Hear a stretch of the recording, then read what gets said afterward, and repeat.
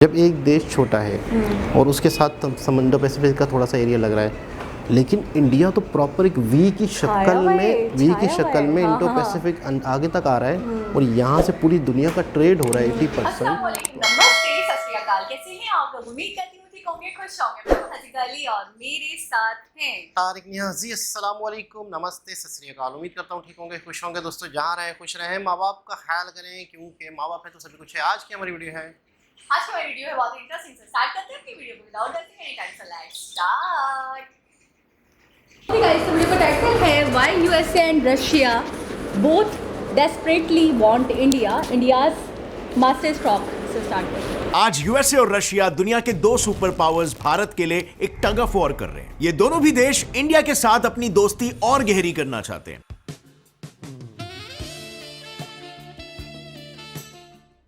In fact India आज के तारीख में बाकी देशों का भी एक फेवरेट डिप्लोमेटिक डेजिग्नेशन बन चुका है। वेल, हेलो फ्रेंड्स, मेरा नाम है गौरव और यूएस जिसकी आइडियोलॉजी पहले काफी प्रो पाकिस्तान हुआ करती थी और एंटी इंडिया भी, आज वो सामने से इंडिया को फ्रेंडशिप प्रपोजल्स भेज रहे हैं। For multiple decades, Western countries did not supply weapons to India.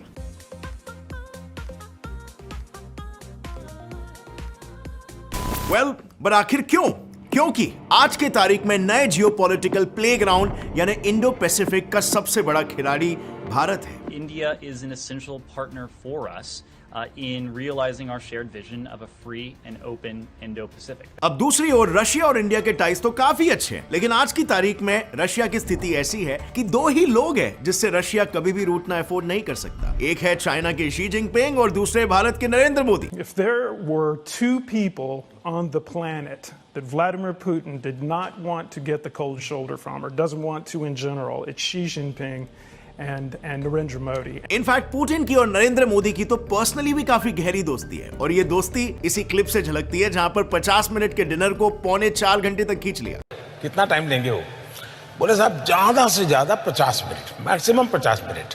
दोनों बैठे, बातें शुरू हुई साहब, और आप हैरान हो जाएंगे जो 50 मिनट का कार्यक्रम तय हुआ था, मैं करीब सुबह 3:45 बजे होटल वापस आया।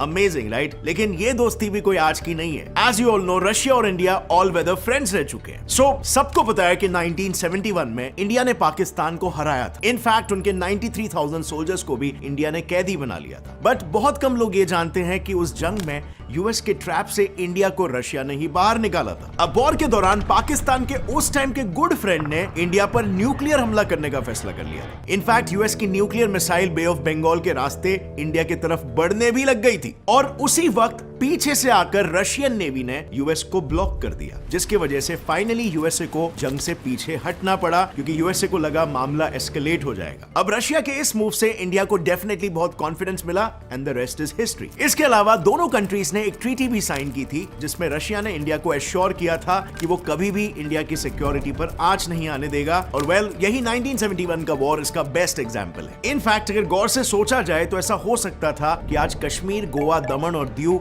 इंडिया के पास होते ही नहीं अगर रशिया ने यूएन में अपने वीटो पावर का यूज करके इन रीजन्स को इंटरनेशनलाइज या सिंपली इंडिया से सेपरेट होने से रोका ना होता। Because as you know, UN के 5 परमानेंट मेंबर्स में से अगर एक ने भी वीटो पावर यूज किया तो कोई भी रेजोल्यूशन पास नहीं हो सकता, और रशिया ने इंडिया के सपोर्ट में यूज किया था। इनफैक्ट इतिहास में जब भी कोई एंटी इंडिया रेजोल्यूशंस उठे हैं तो रशिया ने हमेशा उनको वीटो ही किया है। And this makes India feel कि Russia is truly an all weather friend. अब यहां पर मैं आपसे पूछना चाहता हूं कि क्या आपने सोचा है कि इतनी बड़ी बड़ी कंट्रीज ऐसी कॉन्फिडेंशियल डेटा या कॉन्वर्सेशंस शेयर कैसे करती होगी? क्या प्रेसिडेंट्स का भी एक व्हाट्सएप ग्रुप होता होगा? वेल, व्हाट्सएप ग्रुप और चैट का तो पता नहीं, बट कॉन्फिडेंशियल इंफॉर्मेशन शेयर करते वक्त मेल्स एनक्रिप्ट जरूर किए जाते हैं और एक प्राइवेट की को यूज करके डिक्रिप्ट किया जाता है। अब वैसे तो इस प्रोसेस में काफी टाइम लग जाता है क्योंकि ये काफी बड़े स्केल पर हो रहा है, पर अगर मैं हम जैसों की बात करूं तो हमारे सेलफोन्स भी सेम टेक्निक को ही यूज करते हैं। आपने कोई भी न्यू चैट चालू होने से पहले व्हाट्सएप पे वो येलो कलर में लिखा हुआ एनक्रिप्शन वाला मैसेज तो देखा ही होगा, बट ऑनलाइन फाइल्स शेयर करने में, क्योंकि आप और मेरे जैसे लोग रोजाना करते हैं, हमारी जानें निकल जाती है क्योंकि इतना वक्त लगता है और इसके लिए आप किसी थर्ड पार्टी एप्लीकेशन को ट्रस्ट भी नहीं कर सकते हो।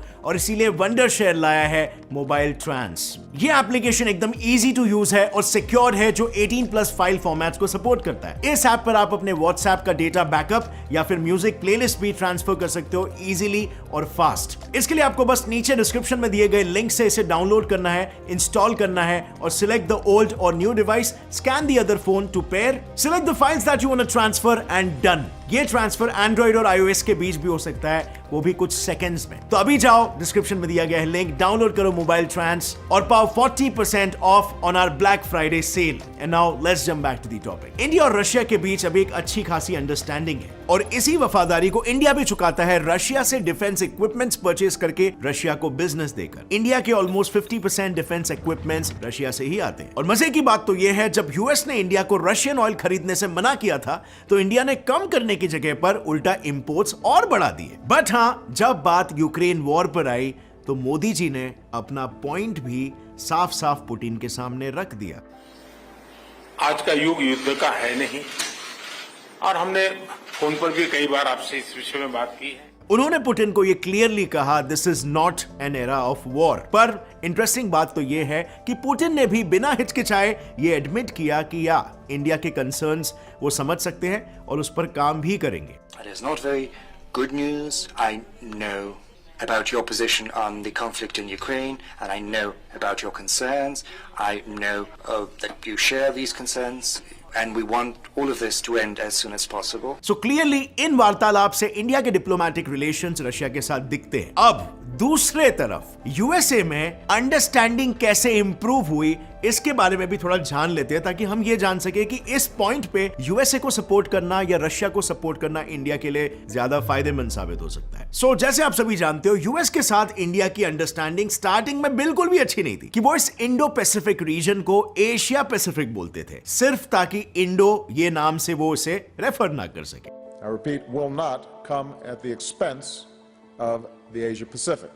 इसके अलावा अगर वहीं पर हम 1971 की बात करें तो ये था यूएस का बैटलफील्ड और यहां से यूएस ने भेजी थी अपनी नेवी, जिसके साथ था उस टाइम का सबसे खतरनाक 75,000 ton nuclear powered aircraft carrier, जो बाय द वे इंडिया के विक्रांत से ऑलमोस्ट 3 गुना ज्यादा पावरफुल था। इसके अलावा आ रही थी ब्रिटेन की नेवी वेस्ट से इंडिया को ब्लॉक करने के लिए। And in the meanwhile US के प्रेसिडेंट निक्सन ने चाइना को कहा था कि वो भी नॉर्थ से इंडिया पर अटैक करे, जिससे इंडिया चारों तरफ से घिर जाए। अब इंडिया का नसीब उस वक्त अच्छा था कि चाइना ने निक्सन की बात नहीं मानी, और क्यों नहीं मानी उस वक्त उसका एग्जैक्ट रीजन हमें पता नहीं, बट इससे इतना तो बिल्कुल क्लियर हो गया कि यूएस का फोकस बांग्लादेश पर कम और इंडिया की तरफ ज्यादा था। सिचुएशन इतनी क्रिटिकल थी कि वर्ल्ड वॉर 3 तक की नौबत आ गई थी, और ऐसा खुद इंदिरा गांधी ने कहा था। और आगे मैटर कैसे अनफोल्ड हुआ उसके बारे में हम बात कर चुके हैं। इनफैक्ट अगर रीसेंट केस की बात करें तो 2016 में जब इंडियन मिलिट्री कैंप पर उरी अटैक हुआ था, तब भी यूएस स्टेट स्पोक्सपर्सन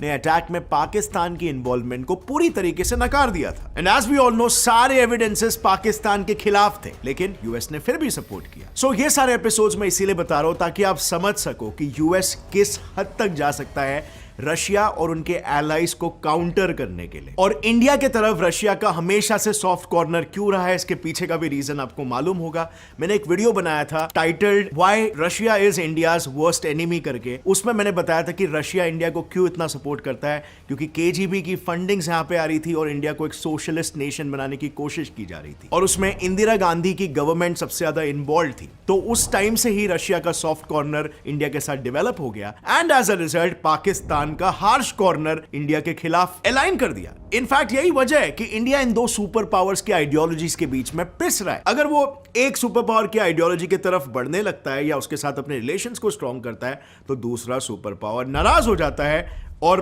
दिखाने लगता है कि भाई उनसे पंगा लेने का नतीजा क्या है। लेकिन आज के तारीख में यूएस की बोली फिर भी बदल गई है। अब यूएस इंडिया से बदला निकालने के बजाय उसके तेवर बदल गए। एक्चुअली यूएस अब ये बखूबी जानता है कि एशिया में चाइना उसका कॉम्पिटिटर है और रशिया एक थ्रेट है। ऐसे में थर्ड बिगेस्ट कंट्री इंडिया को अपनी तरफ करना उसके लिए बहुत ही बड़ी जरूरत है, और इंडिया को डोमिनेट करके ये तो होने से रहा। Well friends, you will be shocked to know पिछले 10 सालों में यूएस और इंडिया के बीच सिर्फ यही एक बड़ा डिफेंस प्रोजेक्ट साइन हुआ था, लेकिन अब सडनली यूएस का पूरा फोकस बस इंडिया के ही डिफेंस मार्केट पर आ गया है। सो आत्मनिर्भर भारत के तहत इंडिया ने ग्रेजुअली अपने डिफेंस इंपोर्ट्स को रिड्यूस और डाइवर्सिफाई करने का प्लान बनाया। इनफैक्ट अब तक 310 वेपन्स के इंपोर्ट्स को इंडिया ऑलरेडी बैन कर चुका है। अब इस मूव ने यूएसए के लिए 2 विंडोज खोल दिए, एक जिससे वो जॉइंट प्रोजेक्ट्स और टेक्नोलॉजी शेयरिंग के थ्रू इंडियन मार्केट में अपनी जगह और इंडिया के साथ दोस्ती दोनों पक्की कर सकता है, और दूसरी जिससे वो रशिया को ग्रेजुअली इंडियन मार्केट से बाहर कर सकता है, thereby cutting its competition। इसके अलावा एक और ऐतिहासिक कदम है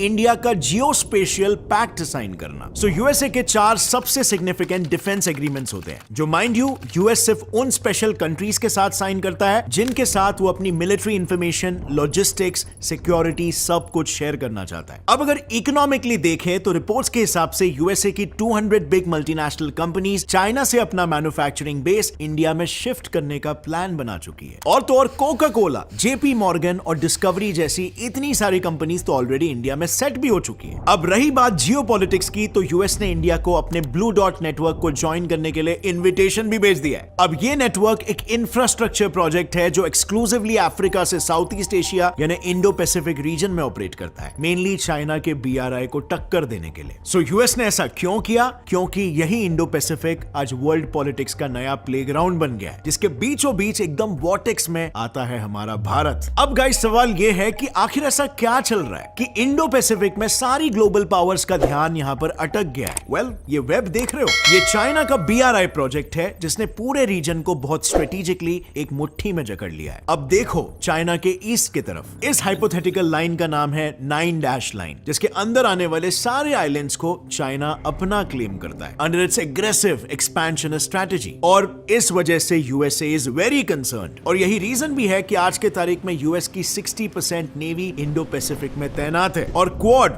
ऑकुस जैसे ग्रुप्स भी स्पेसिफिकली चाइना को काउंटर करने के लिए ही बनाए जा रहे हैं। अगेन आई रिपीट, सबकी नजर इंडो पैसिफिक में ही है ऑन अ ग्लोबल लेवल। इसके पीछे एक और एक रीजन भी है, वर्ल्ड का 80% ट्रेड मैरीटाइम यानी पानी के रास्ते से ही होता है, और हर 5 में से 3 शिप्स नेसेसरीली इंडो पैसिफिक से होते हुए ही जाती है। सो अब आपको क्लियरली समझ में आ रहा है ये एरिया कितना स्ट्रेटेजिक इंपॉर्टेंस का है। अब इस सब के बीच में इंडिया कहां पर स्टैंड करता है? वेल, क्या आपको पता है इस एरिया में इंडिया की सेंट्रल लोकेशन को देखते हुए जापान के एक्स प्रधानमंत्री शिंजो एबे ने इसका नाम इंडो पैसिफिक रख दिया था। और इंटरेस्टिंगली आज अगर आप उन्हीं यूएस ऑफिशियल्स के इंटरव्यूज देखोगे तो वो भी इंडिया के गुड बुक्स में आने के लिए इंडो पैसिफिक टर्म को ही यूज कर रहे हैं। And now going back to India, एक पेनिनसुलर कंट्री होने के कारण हमारी काफी लॉन्ग कोस्टलाइन है, व्हिच इज अ ब्लेसिंग, क्योंकि इस कोस्टलाइन की वजह से आज इंडिया इतने सारे पोर्ट्स का घर बन गया है जो नेचुरली इंडिया को यूरोप, मिडिल ईस्ट और पैसिफिक के बीच का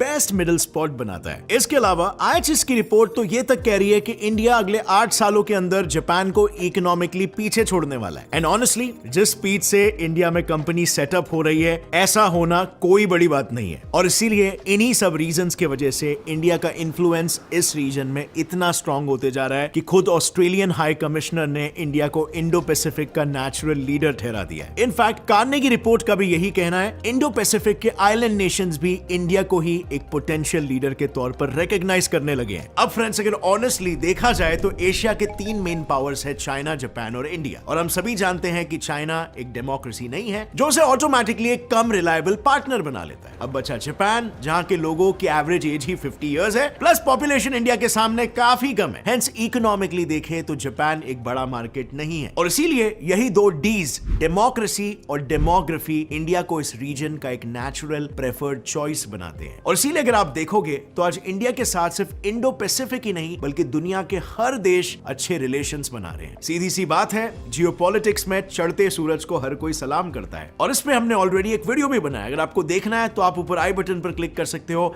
या फिर YouTube पे सिर्फ टाइप कर सकते हो why every country wants to be a friend of India. So yeah friends, just to conclude, India foreign relations में जियोपॉलिटिकली एक बहुत ही अच्छे पोजीशन पर आ रहा है, and it is very exciting to see India के लिए आगे आगे और क्या क्या अपॉर्चुनिटीज अनफोल्ड होने वाले। सो अगर आपको इस वीडियो से कुछ भी नया सीखने मिला, एक लाइक जरूर ठोकना। Get set fly fact channel को भी सब्सक्राइब करके बेल नोटिफिकेशन दबाओ ताकि आगे आने वाली हमारी कोई भी वीडियो को आप मिस ना कर सको। See you next time friends, till then as always stay curious, keep learning and keep growing. जय हिंद।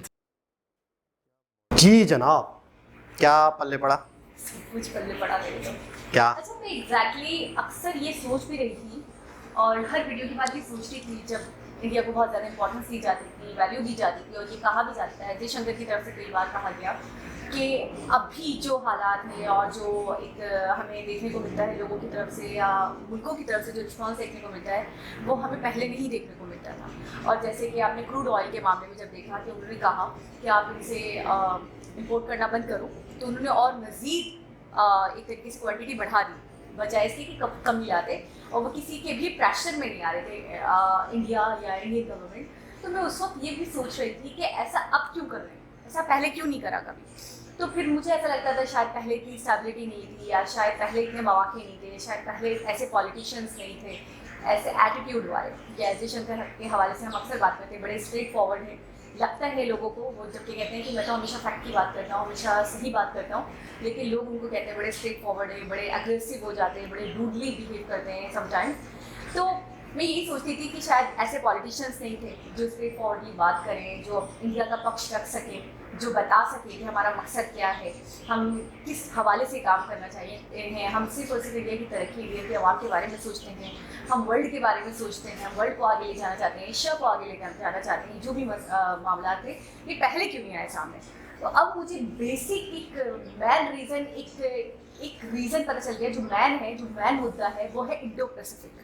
और इंडो पैसिफिक में अगर आप देखें तो इंडिया जहाँ पे लाइज करता है ना, वो बहुत इम्पॉर्टेंट है, दूसरे कंट्रीज़ में है, लेकिन वो लाइटली टच हो रहे हैं बस उस लाइन से इंडो पैसिफिक की।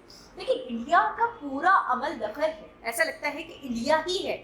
और इंडो पैसिफिक के हवाले से जो ये टर्म यूज़ कर रहे हैं गुड बुक में आने के लिए इंडिया की, तो मैं ये कहूँगी कि ये टर्म आपको यूज़ करना ही चाहिए, क्योंकि मुझे सिर्फ और सिर्फ इंडिया ही दिख रहा है इंडो पैसिफिक में, दूसरे कंट्रीज़ नहीं है, लेकिन इंडिया का एक वाज़े असर दिख रहा है, एक वाज़े इन्फ्लुएंस दिख रहा है। और जैसे कि एक कंट्री के जो मिनिस्टर थे उन्होंने ये कह भी दिया कि इंडिया लीडर है इंडो पैसिफिक का।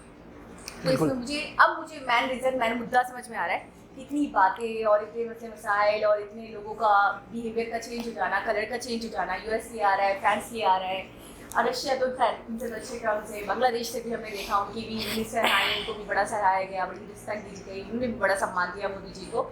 तो मैं ये अक्सर सोचती हूँ कि यार पहले क्यों नहीं हुआ, पहले क्यों नहीं आते थे, पहले यूएस इतना ज़्यादा, अभी आपने देखा कि बड़ा हार्श बिहेवियर था यूएस का इंडिया के साथ, और अब आप देख रहे हैं, आप कह रहे थे ड्यूरिंग द वीडियो, ऐसा लग रहा है कि शायद किसी शादी वगैरह में आए हों, बिल्कुल मुखातिब पीछे से कर रहे हैं, वाकई लीडर ही नहीं लग रहे, बड़ा दोस्ताना बिहेवियर, बड़ा पोलाइटली बिहेव करना, बड़ा झुकाव के साथ झुककर आजिज़ी के साथ इंडिया को एक वेलकम करना देखा मैंने, जो मैंने पहले कभी हिस्ट्री में नहीं देखा था।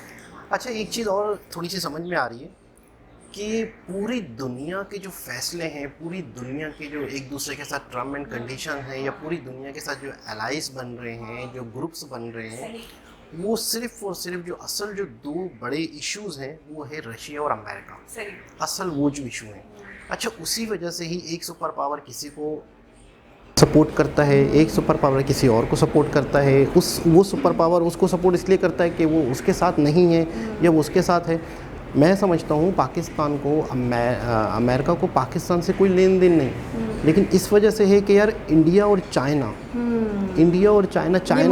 ये एक तरह से मोहरा है, और पाकिस्तान एक तरह से, मुझे तो आज ऐसा लग रहा है कि पाकिस्तान तो इसका मतलब है ज़िंदगी भर यूज़ होता रहा। पाकिस्तान तो यूँ समझ लो कि सिर्फ यहाँ था, अक्सर भी मैंने एक दो वीडियोज़ में बताया था कि यहाँ होने की वजह से आज पाकिस्तान, अमेरिका अगर पाकिस्तान को खांस के देख लेता है, थोड़ा सा एक नज़र करम कर देता है, तो वो सिर्फ और सिर्फ उसकी ज्योग्राफिकल पोजीशन जो है वो थोड़ी इंपॉर्टेंस की, ठीक है ना।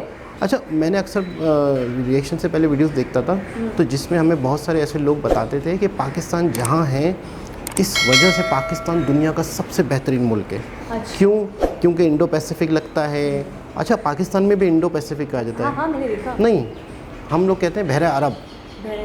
हम लोग इस पूरे को उसको कहते हैं कि बहरा अरब, कि ये जो बहरा अरब है, यहाँ से तिजारत होती है, ये होता है, तो अरेबियन सी। तो अरेबियन सी को ही इंडो पैसिफिक कह रहे हैं? नहीं, देखें, इंडिया और पाकिस्तान और बांग्लादेश, इन सब देशों के नीचे जो समंदर है, इस समंदर को एक दायरा दे दिया गया है, उसको कहा गया इंडो पैसिफिक। ठीक है। हम लोग बहरिया अरब कहते हैं, अरेबियन सी ना, ठीक है ना। तो मुझे ऐसा लगता था वो अरबों का है, नहीं जो यहाँ पे किसी की अथॉरिटी नहीं है ना। जो देश जिसके करीब लगते हैं ना, तो उस काफ़ी हद तक उसी देश के अंडर में होता है वो, अंडर में होता है, ठीक है ना। लेकिन और आगे चले जाओ तो दूसरे देश की बाउंड्री, हुदूद है, सही, ठीक है ना। तो बहरा अरब हमारे पॉइंट ऑफ व्यू से कहा जाता है, इंडो पैसिफिक पूरे को कहा जाता है। तो बड़ा कहा जाता था कि बड़ी एक जोग्राफियाई लोकेशन है, बड़ा ट्रेड है, चाइना हम पे नज़र करम करके रखा हुआ है, दुनिया हमारे साथ है, दुनिया हमारे पीछे है। और दुनिया जो है मतलब जो हम कहेंगे वही दुनिया कहेगी। अच्छा, तो थोड़ी इस बात को पूरा कर लेता हूँ। तो मुझे ऐसा लग रहा है कि जब एक देश छोटा है और उसके साथ समंदर पैसिफिक का थोड़ा सा एरिया लग रहा है, लेकिन इंडिया तो प्रॉपर एक वी की शक्ल में इंडो पैसिफिक आगे तक आ रहा है और यहाँ से पूरी दुनिया का ट्रेड हो रहा है 80%। तो आप ये अंदाज़ा लगा लें कि फिर अच्छा इंडिया में फिर कितने पोर्ट्स बन सकते हैं। हमारे एक ग्वादर को लेके कहा जाता था कि आने वाले वक्त में पाकिस्तान सुपर पावर है और पाकिस्तान को पूरा खिलाएगा। ये ग्वादर सिर्फ पूरे पाकिस्तान को पालेगा, पूरे दुनिया का सुपर पावर बन जाएगा। एक वक्त ऐसा आएगा। तो ठीक है, एक पोर्ट होती है, उससे इकोनॉमिक बढ़ती है, सारी चीज़ें हैं। आप ये बताएं कि जब एक देश पे इतनी पोर्ट्स बन सकती हैं, इतनी जगह पर वो इंडो पैसिफिक के साथ टच है, कई जहाज़ आएंगे, कई जहाज़ यहाँ से गुजरेंगे, कई जगहों पे मतलब है कि ट्रेड होगा, तो इंडिया की जोग्राफी लोकेशन कितनी अहमियत की हामिल हो गई, बहुत ज़्यादा, मतलब इसके मुकाबले कहीं ज़्यादा है, ठीक है ना, इसके मुकाबले में। और दूसरी चीज़ ये है कि चाइना ने इस रास्ते को अपना रास्ता बनाया हुआ है, अपनी दादागिरी की हुई है, उसको काउंटर करना। बहुत सारे ऐसे छोटे देश जिनको सिर्फ और सिर्फ अमेरिका ने इसलिए कंट्रोल करके रखा हुआ है कि जो दूसरे सुपर पावर बनने वाले हैं उनको लगाम देना। अच्छा, मैं थोड़ा सा जुमला ऑर्डर लगेगा, लेकिन क्योंकि रियलिटी है तो झुटलाना नहीं चाहिए और आपके अंदर बूता होना चाहिए कि आप सच को एक्सेप्ट करें। तो मैं ये कहूँगी, थोड़े से टुकड़े फेंक देता है या थोड़ा सा हमें चुमकार देता है अमेरिका और हम बड़े चौड़े हो जाते हैं कि यार अब तो किसी का बाप हमारा कुछ नहीं बिगाड़ सकता, अब जिसने देखना है देख ले हमें, फिर हम बताते हैं उसको। तो हम जितना उछलते हैं अमेरिका के मामलात को लेकर या अमेरिका को लेकर, तो बेसिकली तो अमेरिका का मकसद कुछ और ही है। बेसिकली तो अमेरिका जो हमें एक तरीके से थोड़ी बहुत ऐड दे देता है, थोड़ी बहुत फंडिंग कर देता है, थोड़ा बहुत हमसे एक्सपोर्ट कर लेता है, तो उसके जो मामलात हैं या उसकी जो नज़र है, उसकी नज़र तो बहुत गहरी है और बहुत दूसरे देशों पे बनी हुई है। जैसे इंडिया और चाइना का जिक्र भी हुआ कि वो सिर्फ और सिर्फ यूज़ करना चाहते हैं। थोड़े दिनों पहले की बात करें अगर हम, तो यूएस का जो एक मरकज़ बना हुआ था, यूएस का मैं कहूँगी कि एक सेंटर ऑफ अट्रैक्शन बना हुआ था, वो अफ़गानिस्तान हर वक्त हम सीखते रहते थे, कोई ना कोई स्टेटमेंट आती रहती थी, हर वक्त उसका बस मकसद था कि उसको कब्जाना है। अब वहाँ से इसकी एक तरीके से मुझे लगता है इंटरेस्ट जो है वो शिफ्ट हो चुका है। अब उन्होंने कहा अफगानिस्तान में कुछ नहीं रखना, अब वो इस तरफ इंडो पैसिफिक की तरफ आ रहे हैं। अब वो इंडिया, चाइना, इनके ऊपर नज़र बना रहे हैं। फिर रशिया से अगर मैं मामला देखूँ इंडिया के, तो इंडिया की फ्रेंडली है, बहुत अच्छी दोस्ती है, ये फ्रेंडशिप कई सालों से चली आ रही है वगैरह वगैरह। लेकिन यूएस भी अपने मरासिम बनाना चाहता है अब इंडिया से। अब यूएस उस तरीके से ट्रीट नहीं कर रहा है कि जी हम लड़ेंगे और जी अगर आप उसके ब्लॉक में गए तो फिर जी मुझसे आपकी दुश्मनी और फिर मैं आपको बताऊंगा कि मैं सुपर पावर हूँ, फिर मैं आपको दिखाऊंगा बहुत कुछ करके कि आपको नुकसान उठाना पड़ेगा। वो तर्ज, वो लैंग्वेज, वो जबान में बात नहीं हो रही है। अब दूसरी तरीके से ट्रीट हो रहा है, अब दूसरी तरीके से बातें हो रही है। अच्छा, ये मैं ड्यूरिंग द वीडियो भी सोच रही थी कि ये दोनों एक ही आइडियोलॉजी पे क्यों नहीं आ जाते, क्योंकि जैसे कि उन्होंने वीडियो में कहा कि अगर रशिया की तरफ इंडिया का सॉफ्ट कॉर्नर है तो कहीं ना कहीं यूएस का हार्श कॉर्नर होगा। तो जब उनकी आइडियोलॉजी को इंडिया फंस चुका है, मुझे ऐसा लगता है इंडिया बड़ा पिस रहा है कई सालों से। अब तो चले ठीक है, वो फिर भी थोड़ा अपने आप को अपना पक्ष रखते हैं, उनको जो कहना होता है वो कहते हैं। अब इतना उनके अंदर एक तरीके से मैं कहूँगी अब बोल्डनेस आ चुकी है, इतना उनके अंदर एक अपने आप को आत्मसम्मान को लेकर, अपनी रिस्पेक्ट को लेकर इतनी बात आ चुकी है, अपने आप को इतना स्ट्रॉन्ग कर चुके हैं दूसरे वर्ड्स में कि अब वो अपनी बात रख सकते हैं कि जी मुझे इसकी तरफ जाना है या इसकी तरफ जाना है। अब वो पिस नहीं रहे। लेकिन कुछ सालों पहले तक देखें अगर हम, तो इंडिया बहुत पिस रहा था। रशिया की अगर आइडियोलॉजी को सपोर्ट करता है या उनके नज़रियात को लेकर चलता है या उनके साथ मरासिम अच्छे करता है, तो वो इनकी तरफ से उनको नुकसान पहुंचता था, इनकी तरफ से उनको नाराज़गी का सामना करना पड़ता था। अगर यूएस को सपोर्ट करता है तो रशिया से उसके मरासिम ख़राब होते हैं, वो रशिया से रिलेशन वो नहीं रहते जो थे। तो ये तो बहुत मसले मसाइल वाली बात थी और इसको हैंडल करा गया बड़ी जीनियसिटी के साथ, बड़ी ब्रिलियंस के साथ। ये इसको हैंडल करना अभी मुझे टेंशन हो रही है सोच कर कि कैसे हैंडल किया गया होगा, क्योंकि दोनों की आइडियोलॉजीज टोटली डिफरेंट है। देखो इसको हैंडल इस तरह किया गया है कि आप अपने पैरों पे खड़े हो गए, आपके आपने अपने खुद हालात समझ आपके अपने हालात ऐसे हो गए कि दूसरे देशों को मजबूरन इंडिया के साथ ताल्लुकात अच्छे रखना ज़रूरी हो गया। अगर इंडिया के साथ ताल्लुकात अच्छे नहीं रखेंगे तो ये होगा और ये होगा और ये होगा, यानी आंखें दिखाने वाली नौबत नहीं रहेगी। क्योंकि इंडिया वाला मामला ये हो गया है कि इंडिया का पूरी दुनिया में एक तरह से ना असर हो गया है, एक पूरी दुनिया में लेन देन हो गया है, एक पूरी दुनिया के मामलात में इंटरफेयर हो गया है। तो जिसकी वजह से आज अमेरिका भी ये देख रहा है, अच्छा अमेरिका ये देख रहा है कि इंडिया वाला मामला, चाइना वाला मामला, इस वजह से मुझे ऐसा लगता है कि शायद वो जो बहुत ज़्यादा नज़र करम था पाकिस्तान पर, बहुत ज़्यादा, वो शायद कम हो गया है। वो डोनेशन, वो लोन, वो जो एक IMF और वो सॉफ्ट कॉर्नर जो थी वो शायद कम हो गया है। तो इस वजह से मुझे ऐसा लगता है कि पाकिस्तान के हालात में भी बड़ा फ़र्क आया है। पाकिस्तान के अंदर महंगाई बढ़ गई, पाकिस्तान की जो इकोनॉमी थी वो किसी तरीके से बैलेंस होती थी, कभी कभी फंडिंग आ गई, फिर बंडिंग आ गई, फिर बड़ा बड़ा ग्रांट आ गई, अब वो उस तरह से नहीं आ रही। और अब फिर उसके बदले में उन्होंने यूज कर लिया, यूज़ कर लिया।